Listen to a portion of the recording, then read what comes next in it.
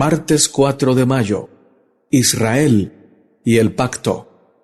Jeremías 11:8 nos dice: pero no oyeron, ni inclinaron su oído, antes se fueron cada uno tras la imaginación de su malvado corazón. Por tanto, traeré sobre ellos todas las palabras de este pacto, el cual mandé que cumpliesen, y no lo cumplieron. Lamentablemente, la actitud de Israel al pacto no fue la esperada por Dios. A pesar de las maldiciones que podían llegar como consecuencia del rechazo de Dios, el pueblo hizo caso omiso a la palabra de Dios y prefirió irse tras la imaginación de su malvado corazón. La historia de Israel nos llena de nostalgia. La historia de este pueblo es el reflejo más triste de las oportunidades despreciadas. No se trata solo de historias individuales. Como pueblo en general, Israel dejó de lado el ofrecimiento divino, prefiriendo ir tras la vanidad de los deleites temporales del pecado. Hebreos 11:25. Escogiendo antes ser maltratado con el pueblo de Dios que gozar de los deleites temporales del pecado. De Moisés, ese gran líder del Señor, se dice en Hebreos 11:25 que eligió ser maltratado con el pueblo de Dios en vez de gozar de los deleites temporales del pecado. Pero del pueblo en general, de la gran mayoría del pueblo, casi siempre en toda la historia, se podría decir que eligieron los deleites temporales del pecado, porque no querían vivir bajo el mandato del Señor. Igual de triste, tal vez, es saber que hoy la humanidad no ha cambiado de parecer, y no vayamos tan lejos, sintiéndonos un poquito mejor cuando decimos la humanidad. Vayamos a lo individual, a nosotros. Nosotros también, con gran frecuencia, elegimos caminar en un sendero que nosotros hemos trazado, mientras despreciamos el sendero trazado por el Señor. Él nos dice: amad a vuestros enemigos, y nosotros ni siquiera amamos a nuestros amigos. Él nos pide que vayamos a bendecir a los huérfanos, a ayudar a las viudas. Nos pide que vayamos a bendecir a los que necesitan ayuda, y nosotros en muchas ocasiones hacemos lo que hacía el pueblo de Israel. Nos quedamos en nuestra zona de confort, acariciando nuestros ídolos. No estamos muy distantes de parecernos al pueblo de Dios de la antigüedad. Hoy el Señor sigue insistiendo constantemente con su amor a la humanidad, a ti y a mí. Venid, venid a las aguas, bebed del agua viva, comed del pan del cielo. Permitidme obrar en vuestras vidas, dejadme hacer de vosotros una bendición. Pero nosotros constantemente le damos la espalda al Señor. Clamemos a Dios, pidámosle perdón, supliquémosle que nos ayude a vivir bajo el pacto, a vivir en obediencia, a no rechazarlo, porque el rol de Israel con el pacto, casi en toda su historia, no fue el rol del hijo obediente que cumple las condiciones porque recibe el poder de Dios para cumplirlas, sino que fue el del hijo rebelde, que desprecia la bendición, que desprecia el pacto, que desprecia el poder que el Señor le otorgaba para obedecer y que por ende despreciaba los mandamientos de Dios. Pero ustedes y yo sabemos cuál fue el final de ese pueblo.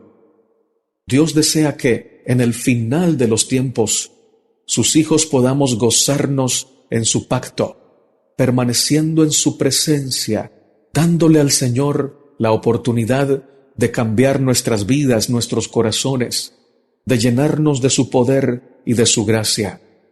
Así, en la historia final, el Israel espiritual tendrá un rol que cumplir, y no será desobedecer el pacto, sino vivir en obediencia por la gracia del Señor que obra en ellos, por ellos y para ellos. Martes 4 de mayo.